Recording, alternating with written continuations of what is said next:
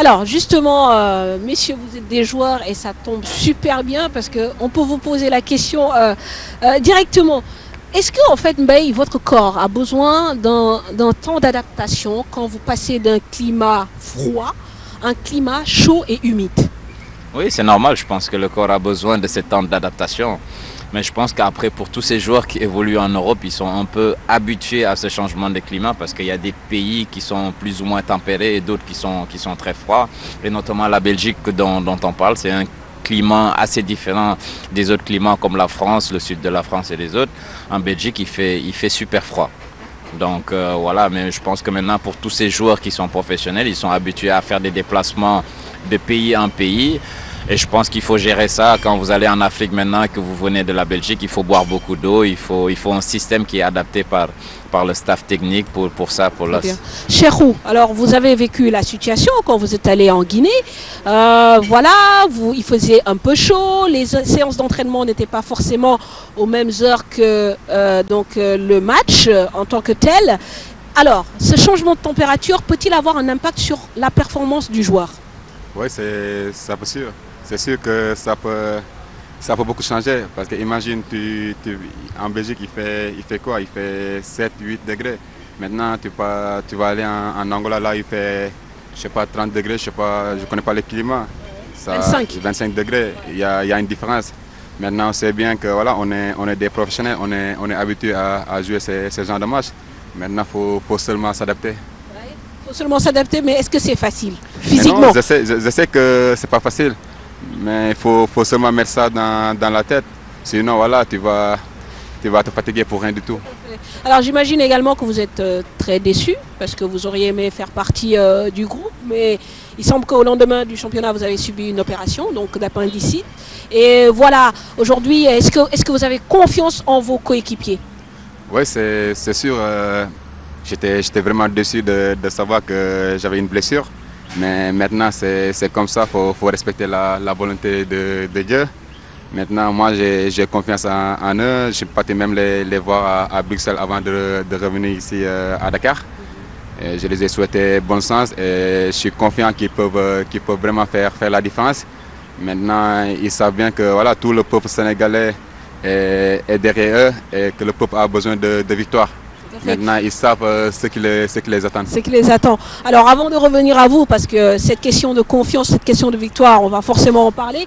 Mbaye, vous, ça fait quand même peut-être depuis quelques années que vous n'êtes pas revenu en équipe nationale. Vos performances ont quand même été beaucoup relayées dans la presse. Aujourd'hui, la question qu'on se pose, c'est est-ce que vous avez toujours envie de venir en équipe nationale? Est-ce que c'est une question quand même qui vous traverse l'esprit?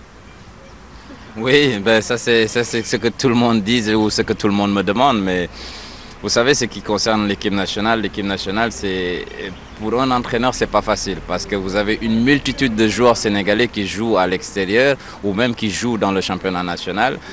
Et que quand vous devez faire une liste de 25, après une liste de 18 et de 11 joueurs qui vont jouer, c'est pas tellement facile. Donc voilà, moi en ce qui me concerne, quand vous êtes sénégalais, vous êtes patriote, vous avez toujours envie de défendre les couleurs de votre pays. Après, voilà, ça fait 5 ans que je ne suis plus sélectionné, mais pour autant que je fais des bonnes choses dans le pays dans lequel je joue. Et je pense que ça, c'est le plus important au niveau personnel. Tout à fait. Aujourd'hui, c'est d'abord votre carrière.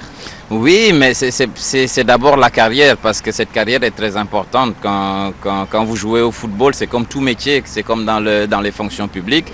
Et voilà, après derrière, vous avez une famille, vous avez des enfants, il faut prendre soin d'eux. Et ça, c'est le plus important, c'est-à-dire ça. Donc on peut dire aujourd'hui que l'équipe nationale, ce n'est pas une obsession pour vous.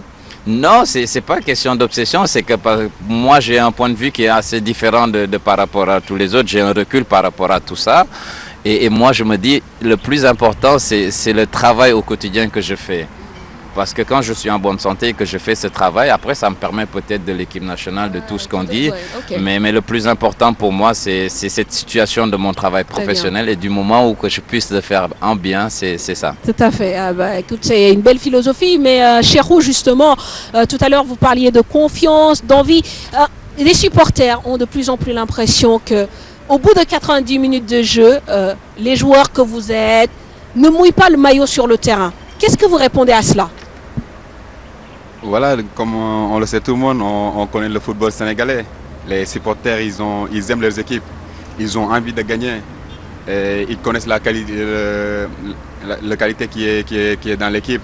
Maintenant on joue de match en match. Et voilà, on sait bien que c'est pas facile, voilà, de faire une équipe.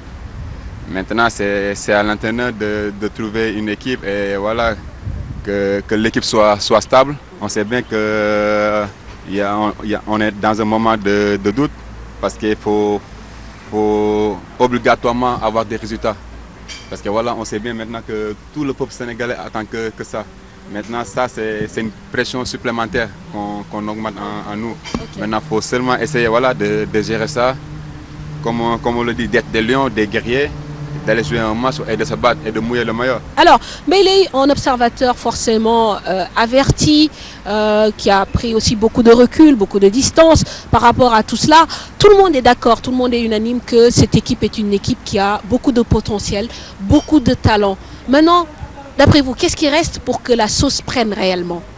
Il ne doit pas y avoir de doute parce que le sélectionneur prend les 25 qui sont le plus en forme pour cette équipe.